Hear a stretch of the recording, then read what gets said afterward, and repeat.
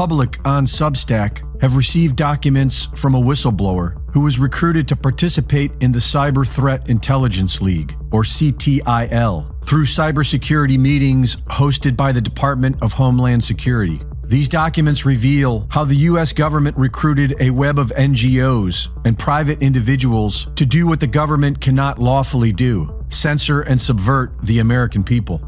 Led by military contractor Sarah Jane Terp and Pablo Brewer of U.S. Special Operations, a primary objective was to replace words like propaganda and censorship with the term cognitive security in the ethos of the cybersecurity industry. Cognitive security is the thing you want to have.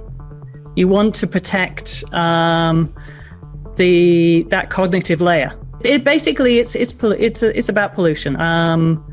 So misinformation, disinformation is a form of pollution across the internet. And just because we're going to get comments about this, my position on this is clear, has always been clear. We don't want to remove people's voices. What we're trying to remove is artificial megaphones. They wrote that the third pillar of the information environment should be the cognitive dimension, which is just another way of saying mind control. You're not trying to get people to believe lies most of the time. Most of the time, you're trying to change their belief sets. And in fact, really deeper than that, you're trying to shift their internal narrative slightly, or at least use their internal narratives. Brewer explained how this cognitive social engineering needs to be customized for Americans. Different audiences are going to require different methods of delivery and different messages, and that's because they've got these pre-existing social and cognitive biases. So you certainly, if you talk to the average Chinese citizen, they absolutely believe that the Great Firewall of China is not there for censorship. They believe that it's there because the People's Republic of China and the Chinese Communist Party want to protect their citizenry, and they absolutely believe that's a good thing. If the U.S. government tried to sell that narrative, we would absolutely lose our minds and say, no, this is a violation of our First Amendment rights. So the in-group and out-group messaging have to be often different. Another term they used to justify their crimes against the American people is public-private partnership.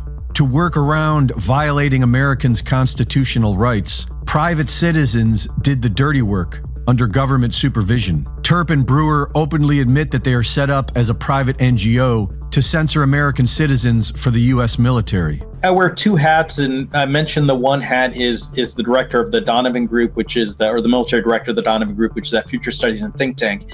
In my other hat, I'm what they call an innovation officer. I'm one of two innovation officers at SoftWorks, which is a completely unclassified 501c3 nonprofit that's funded by U.S. Special Operations Command.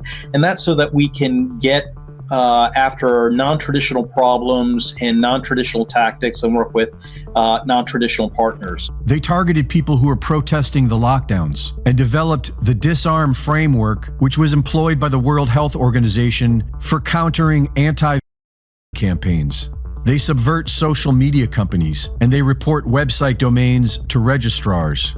To influence public opinion, they create fake accounts and infiltrate private groups. They train influencers to spread their messaging, and they pressure banks to cut off people's accounts. What sort of community do you live in? Where would you place it on a democracy-despotism scale?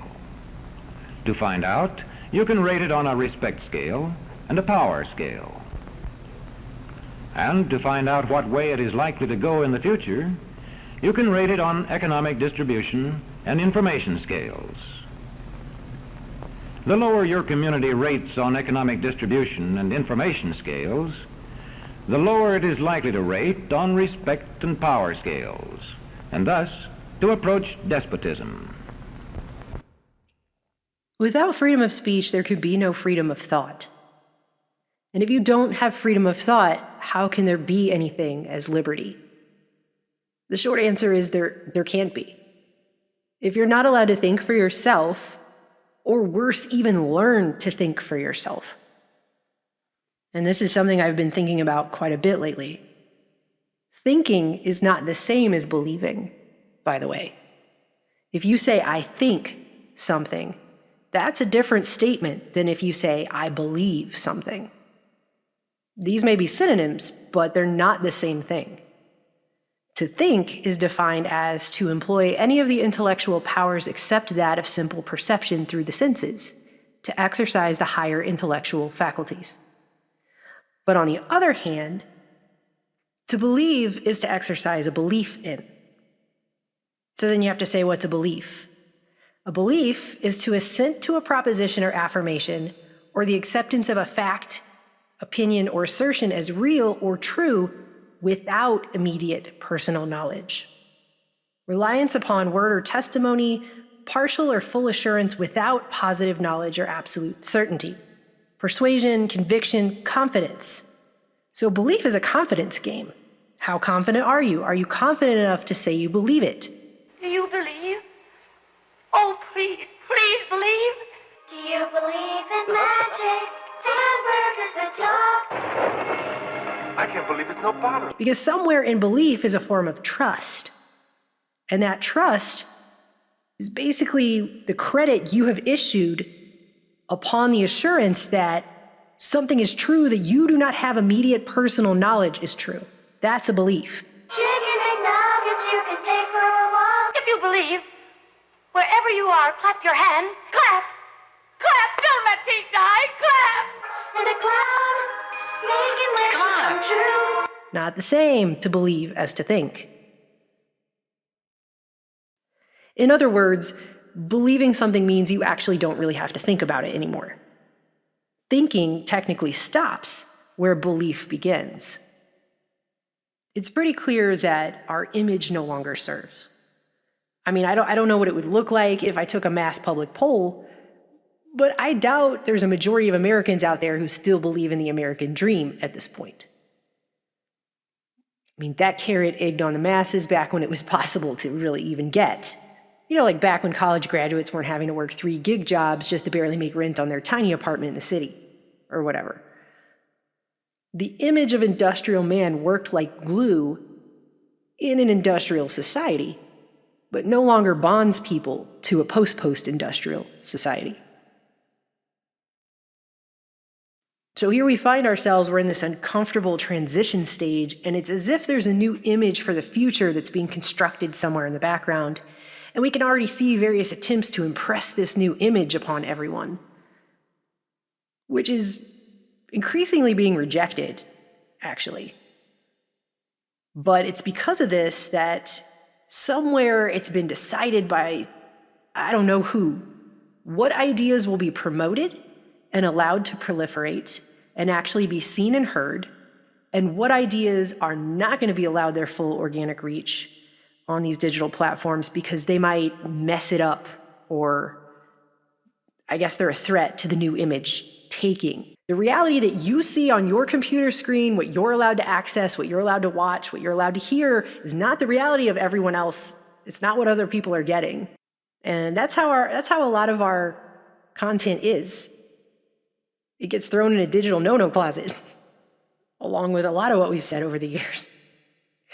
Some people get to see it, some people get to access it. Other people have no idea we exist because we at this platform are not allowed the full reach of the subscriber base that we built over these years. We aren't allowed to have it. But I think whatever this is goes along with the fact that no one can find anyone else accidentally on the internet anymore. Search results on major platforms have been largely locked down to official sources only. Whoever's determining that. A community rates low on an information scale when the press, radio, and other channels of communication are controlled by only a few people. But I would argue that we, the people, are cut off from experiencing life, liberty, and the pursuit of happiness in a world where information is being top-down censored in this way. And the only thing that is self-evident to me is that continued censorship of this magnitude in an era where the public square has largely gone digital will only create a dystopia. That is the only end result of that, period. When the press, radio, and other channels of communication are controlled by only a few people, and when citizens have to accept what they are told. In communities of this kind, despotism stands a good chance. Whatever future is being built, it will not be a free one that values liberty and intelligence if it does not allow open access to information. Young people cannot be trusted to form their own opinions. This business about open-mindedness is nonsense. It's a waste of time trying to teach students who think for themselves. It's our job to tell them. Why is the First Amendment, which includes the freedom of speech, first? I came across a letter from founding father Thomas Jefferson, and I'd like to read a piece of it to you on this, because he references a little about the American experiment. American political thinkers, writers, and historians have long referred to America as an experiment, actually. And it's not something that gets talked about very much anymore, but that's what this place has been, from its inception always. And I mean, sometimes you'll occasionally hear someone mention it in terms of it's an experiment in democracy or something, but they'll say it in a way that makes people basically start to fall asleep like they're in a remedial history class. But I have to tell you, after years of researching and reading history, I think there's more to it than that, and there are breadcrumbs everywhere alluding to it. And this is one of them. So, Jefferson wrote this in 1804 to Judge John Tyler, who would later become the 15th governor of Virginia, not to be confused with his son, who was the 10th president of the United States, also named John Tyler. Jefferson wrote, "No experiment can be more interesting than that we are now trying, and which we trust will end in establishing the fact that man may be governed by reason and truth. Our first object should therefore be to leave open to him all the avenues to truth. The most effectual hitherto found is the freedom of the press. It is therefore the first shut up by those who fear the investigation of their actions." Government censorship is one form of control. It is also possible for newspapers and other forms of communication to be controlled by private interests. I thought I told you to kill that story. It'll cost us a lot of advertising. If that story goes out, I quit. All right. The firmness with which the people have withstood the late abuses of the press, the discernment they have manifested between truth and falsehood, show that they may be safely trusted to hear everything true and false and to form a correct judgment between them, as little as it necessary to impose on their senses or dazzle their minds by pomp, splendor, or forms.